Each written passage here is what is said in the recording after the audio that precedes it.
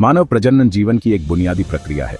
यह एक जटिल और अद्भुत प्रक्रिया है जो जीवन की निरंतरता को सुनिश्चित करती है। इसी के माध्यम से हमारी प्रजाति आगे बढ़ती है।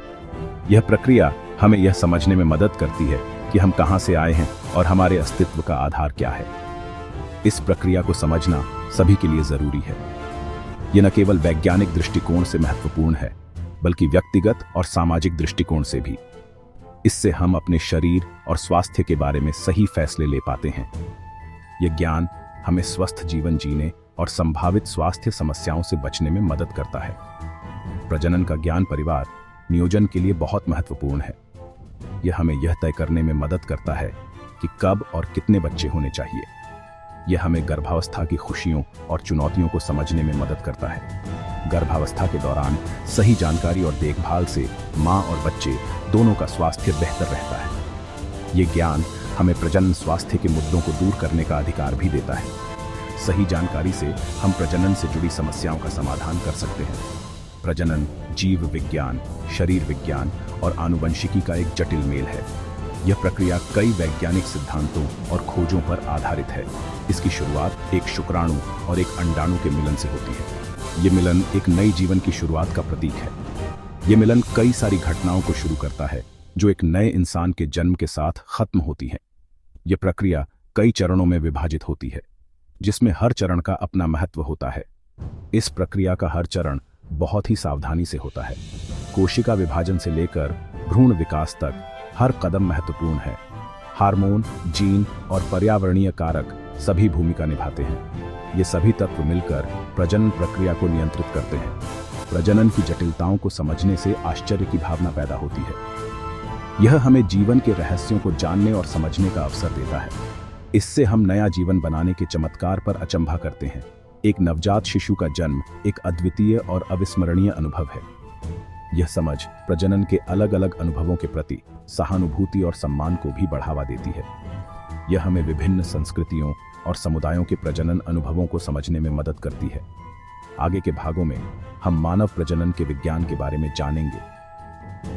हम इस प्रक्रिया के विभिन्न पहलुओं का गहराई से अध्ययन करेंगे। हम गर्भावस्था के चरणों, प्रजनन स्वास्थ्य की चुनौतियों और शिक्षा और जागरूकता के महत्व का पता लगाएंगे। यह जानकारी हमें एक स्वस्थ और खुशहाल जीवन जीने में मदद करेगी। गर्भधारण एक नए जीवन की शुरुआत है। यह एक जटिल और अद्भुत प्रक्रिया है जो जीवन के चमत्कार को दर्शाती है। यह तब होता है जब एक शुक्राणु कोशिका एक अंडाणु कोशिका को सफलतापूर्वक निषेचित करती है। यह मिलन जीवन के निर्माण की पहली महत्वपूर्ण घटना है। यह आमतौर पर फैलोपियन ट्यूब में होता है, जो अंडाशय को गर्भाशय से जोड़ती है। फैलोपियन ट्यूब एक महत्वपूर्ण मार्ग है जहां निषेचन की प्रक्रिया होती है।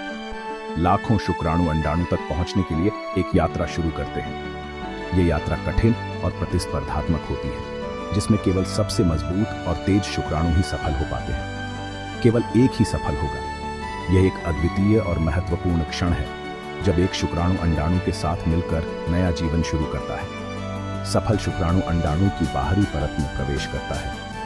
यह प्रवेश अंडाणु की बाहरी परत को बदल देता है, जिससे अन्य शुक्राणुओं का प्रवेश असंभव हो जाता है।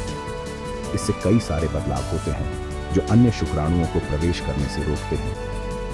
यह सुनिश्चित करता है कि केवल एक ही शुक्राणु अंडाणु के साथ मिलकर नया जीवन शुरू कर सके। एक बार निषेचित होने के बाद अंडाणु, जिसे अब युग्मनज कहा जाता है, तेजी से विभाजित होने लगता है। यह विभाजन जीवन के विकास की शुरुआत है। यह फैलोपियन ट्यूब से होते हुए गर्भाशय की ओर जाता है। यह यात्रा महत्वपूर्ण है क्योंकि यह युग्मनज को गर्भाशय तक पहुंचाती है, जहां यह और अधिक विकसित हो सकता है। इस यात्रा में लगभग 3 से 4 दिन लगते हैं। यह समय युग्मनज के विकास और विभाजन के लिए महत्वपूर्ण होता है। विभाजित युग्मनज, जिसे अब ब्लास्टोसिस्ट कहा जाता है, गर्भाशय के अस्त्र में खुद को प्रत्यारोपित कर लेता है। यह प्रत्यारोपण गर्भावस्था की शुरुआत का प्रतीक है। यह प्रक्रिया, जिसे आरोपण कहा जाता है, गर्भावस्था की शुरुआत का प्रतीक है। यह वह क्षण है जब नया जीवन गर्भाशय में अपने विकास की यात्रा शुरू करता है, जो एक अद्भुत और जटिल प्रक्रिया है।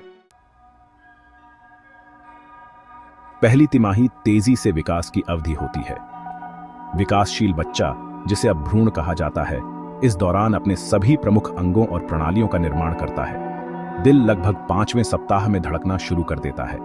तंत्रिका नली, जो मस्तिष्क और रीढ़ की हड्डी बनेगी, 4थे सप्ताह तक विकसित हो जाती है। पहली तिमाही के अंत तक भ्रूण के अलग अलग हाथ, पैर, उंगलियां और पैर की उंगलियां होती हैं। प्लेसेंटा, एक महत्वपूर्ण अंग जो मां को भ्रूण से जोड़ता है, इस समय के दौरान भी विकसित होता है।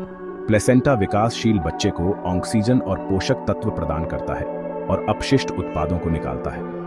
भ्रूण के विकास के लिए पहली तिमाही एक महत्वपूर्ण अवधि है। गर्भवती महिलाओं के लिए उचित प्रसव पूर्व देखभाल प्राप्त करना आवश्यक है, जिसमें स्वस्थ आहार, फोलिक एसिड की खुराक और नियमित चिकित्सा जांच शामिल है। भाग 4, विकास और वृद्धि, दूसरी तिमाही। दूसरी तिमाही भ्रूण के महत्वपूर्ण विकास और वृद्धि की विशेषता है।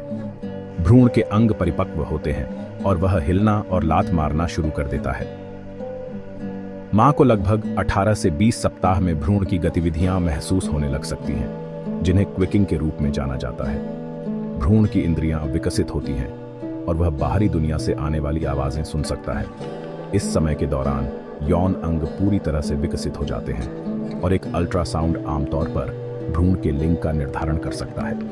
भ्रूण की त्वचा महीन, मुलायम बालों से ढकी होती है, जिसे लैनुगो कहा जाता है। दूसरी तिमाही के दौरान गर्भवती महिलाओं को आमतौर पर गर्भावस्था के कम लक्षणों का अनुभव होता है, जैसे कि मतली और थकान। उनमें ऊर्जा के स्तर में भी वृद्धि हो सकती है।